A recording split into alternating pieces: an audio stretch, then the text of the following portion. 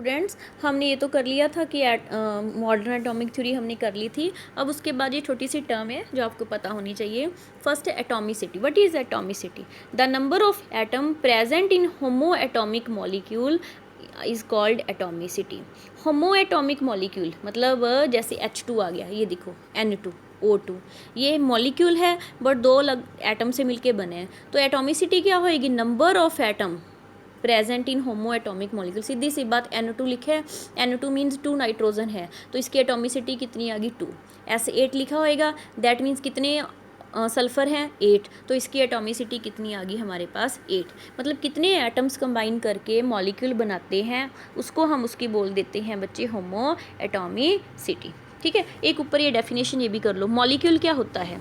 Molecule क्या है? It is the smallest particle of the substance which exist independently. ये किसी भी सब्सटेंस का वो छोटा से छोटा पार्टिकल होता है जो इंडिपेंडेंट एग्जिस्ट कर सकता है, जो अकेला हमें मिल सकता है। जैसे यहाँ देखो N2 H2 Cl2 मॉलिक्यूल ही है, तो अकेला मॉलिक्यूल एग्जिस्ट कर सकता है। बस और नहीं कुछ करना, सिंपली डेफिनेशन कर लेना।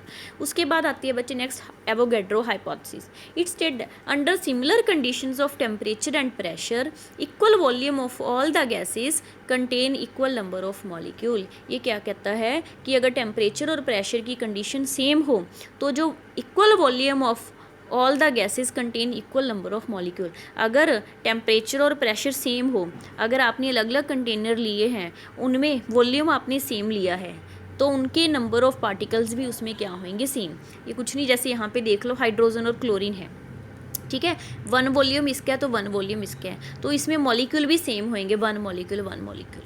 ठीक है, अगर हाफ ले लेंगे तो आप 1/2 मॉलिक्यूल 1/2 मॉलिक्यूल। मतलब सीधी सी बात है कि अगर वॉल्यूम सेम है अलग अलग गैसेस का तो उससे कोई फ़र्क नहीं पड़ता। अगर वॉल्यूम सेम है तो उसमें नंबर ऑफ़ पार्टिकल्स भी क्या होंगे? मॉलिक्यूल भी क्या होंगे? सेम। जैसे यहाँ पे देख लो हाइड्रोक्लोरिक एसिड का 2 वॉल्यूम लिया है तो इसमें मॉलिक्यूल कितने होंगे? 2। अगर हाफ़ कर लेंगे, वॉल्यूम हाफ़ कर लेंगे, तो इसमें मॉलिक्यूल भी कितना होएगा? 1। ठीक है, हाँ जी बच्चे। उसके बाद सीधी टर्म आती है हमारे पास रिलेटिव एटॉमिक मास। क्या कहता है ये डेफिनेशन करनी है, बस ऊपर वाला आपने कुछ नहीं करना, यहाँ से शुरू कर दो। एक्स्ट्रा है, ये कट चुकी है, बस इतना कर लो। Relative atomic mass, the atomic mass of an element is the average relative mass of an element. मतलब जो एलिमेंट का एटॉमिक मास होता है वो असल में क्या होता है? एवरेज रिलेटिव मास होता है, किसी के साथ एवरेज करके, as compare to the mass of an atom of carbon 12। अभी मैंने बोला ना कि रिलेटिव मास होता है, रिलेटिव मीन्स कंपेयर करते हैं, तो किसी भी एलिमेंट का जो एटॉमिक मास होता है वो क्या होता है? कार्बन 12। कार्बन 12 के एक एटम के मास के साथ जो रिलेटिव मास होता है उसको हम बोल देते हैं रिलेटिव एटॉमिक मास। फिर से बता रही हूँ, कार्बन 12 के एक एटम का जो मास है उसके कंपैरिजन में जो एलिमेंट है उसके एटम का जो मास होता है उसको हम बोलते हैं रिलेटिव एटॉमिक मास। या सीधी सी आप ये डेफिनेशन थोड़ी सी टफ लग रही है तो सीधी सी आप ये फॉर्मूला कर सकते हो, इसी से डेफिनेशन बना लो। Mass of an atom of element divided by 1/12 the mass of an atom of carbon 12। मतलब mass of an atom of element, किसी भी एलिमेंट के एटम का मास किसके बराबर है? 1/12 the mass of an atom of carbon 12।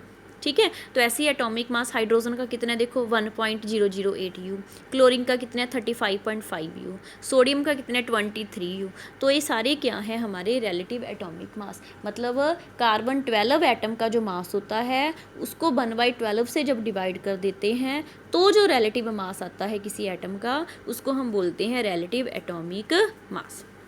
फिर नेक्स्ट वर्ड है बच्चे average atomic mass. Average atomic mass क्या है? सीधा सा बस समझ लो, ज़्यादा नहीं करना। द आइसोटोप जो होते हैं, देखो जैसे क्लोरीन के हमारे पास 2 आइसोटॉप्स होते हैं, एक का मास होता है 35, दूसरे का मास होता है 37। तो हम क्या करें, कैसे उलझ जाएंगे कि कौन सा मास लें? तो हमने सीधा सा जो भी हम कभी भी एक्सपेरिमेंट करते हैं तो हम फिल करते हैं वैल्यू, तो क्लोरीन का मास पुट करते हैं 35.5। ये जो है मास, ये कौन सा मास है? Average atomic mass. Average mass हमने कैसे फाइंड किया है कि कितनी रेशो में आइसोटॉप्स हमें मिलते हैं, उनके मास को, मतलब कितनी रेशो में मिलते हैं, क्या क्या मास है, उनके अकॉर्डिंग हमने क्या फाइंड किया है? Average atomic mass. ठीक है, बस और नहीं कुछ समझ आना चाहिए आपको, और नहीं इसकी डेफिनेशन करनी।